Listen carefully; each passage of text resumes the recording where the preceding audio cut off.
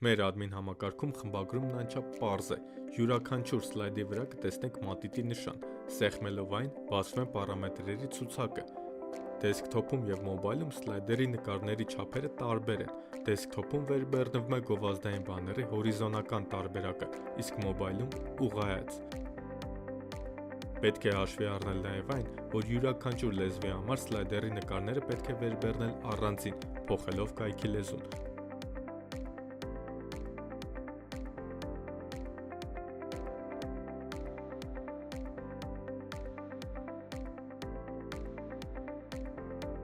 Օրինակ, հայերեն լեզվով բաներները վերբեռնելու համար պետք է նավբառից ընտրել հայերենը և գնալ հայերենի խմբագրման համակարգ։